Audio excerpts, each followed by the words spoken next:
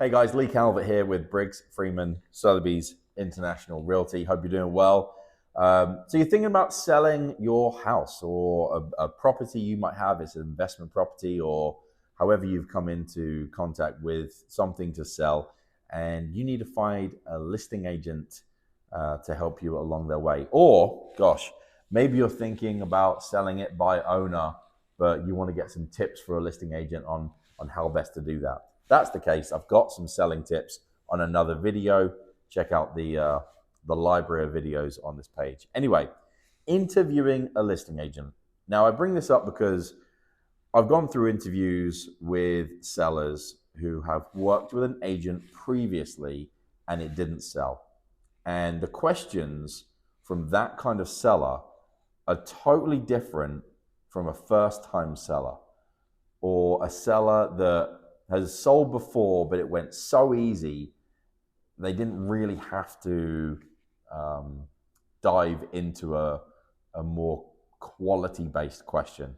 So here are some questions, if you're thinking of selling, that I think would be great ones to consider in your interview with your agent. We'll start off simple. How many homes do you sell per year? Why is this important? Well, I think it's incredibly important to go with recent experience, recent negotiation for your sale, and you can also run recent statistics in the current market. So what's your ratio from listing a house to closing? So what's your success rate really? When you list something, does it close? And what's that look like? Then, what is your average sell price to list price percentage? Now, a couple years ago during the pandemic, I would be surprised if anyone was less than 100% on average. So we were around 103 to 105. There were some properties that went to 120% sell price to list price percentage just because the market was crazy. The average for the area in a typical market floats around 98 to 99.5% around there on average. Part of that comes into what's your strategy. You've got some agents that list low and always get over 100%. You've got some agents that start high and trickle it down. So understanding the strategy behind those percentages as well would be a great question to ask in regards to how your agent would recommend handling your sale. What do you do to promote the property? Do you just list it on the MLS and wait for the phone to ring? I probably don't like that idea. I mean, for me, we do a lot of upfront work. It's all about presentation, but I've got other videos to illustrate some tips on that. Regardless if you use us or not, there's some tips on selling. What should I expect for a timeline? And I like this one because it really places the conversation in how are we measuring your effectiveness with selling the property? When should we be reviewing feedback? When should we be reviewing the statistics on how many people are seeing the property? How many showings are coming through? What's the feedback? What should we do with that? If your property, for example, is a really difficult property, maybe your agent's saying, well, the chances of selling are far different from the standard market. It might take up to a year to find your buyer. There's a way to set expectations so you both have a better understanding of each other and the productivity that comes through from your agent. Have you sold this type of property before? I think that's a good one. Condominiums, lakefront property, waterfront property, luxury property, land, ranches.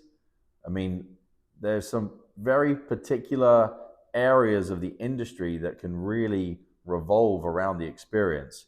I mean, there's a whole land and ranch category of the industry for people that buy farms and ranches. And I think that there's a level of experience there that I have not done a land and ranch sale before. So I would look to bring in an expert with me or recommend you work with them directly. It should be about you not the agent. The agent getting that experience, or if they haven't done that before, why should you use them?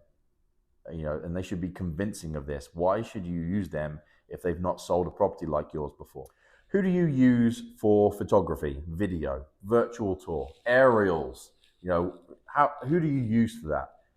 And if anyone comes in saying they use an iPhone, I think that would probably be the end of the conversation for me, because photography and photos are the primary way that most people get their first impression of a property online.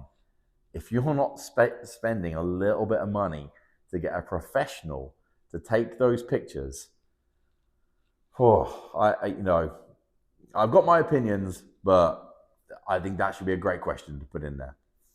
How are the fees handled? What's the breakdown of the fees? The brokerage fees. There's a lot of conversation going around commissions right now. I would make sure you have a clear understanding of those fees, who gets paid what, who's paying what, how's that breaking down, what's going on with the industry, what should I expect, and so forth. That's a great one to have in there. And lastly, because I see it happen and I hear it happen directly when I'm working with my buyers, do you share details of why the seller is selling? Do you share those details? Does the seller know you're sharing those details? And I suppose let's re-coordinate that picture, because you would be asking the agent, do you express to the buyer's agent why I'm selling the property? And if so, what's your thoughts behind that? Now, your relationship with your agent, it's a fiduciary relationship, right? So as a listing agent, it's my responsibility to look after your best interests and have confidentiality in there as well. I don't look to ever share any details that I'm not given permission to share. And in my opinion, that's how it should be. Now, when I'm working with a buyer, I test those theories. I test that agent to see if they do the same. Is there information I can learn to improve my buyer's position in negotiation?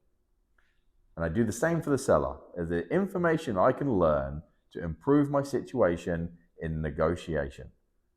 How little can I give away? And that conversation comes with the seller of what you're allowed to give away and what can I find out? Anyway, those are some key questions I think you might want to consider when interviewing a listing agent. There's far more things that you can go into, and if you have any questions or would like a further conversation about this, please do not hesitate to reach out. Drop some comments below, any other questions you might have. If you like this content and would like to see more content like this, please like and subscribe to the page. Thank you for watching, and if I don't hear from you, good luck in your sale.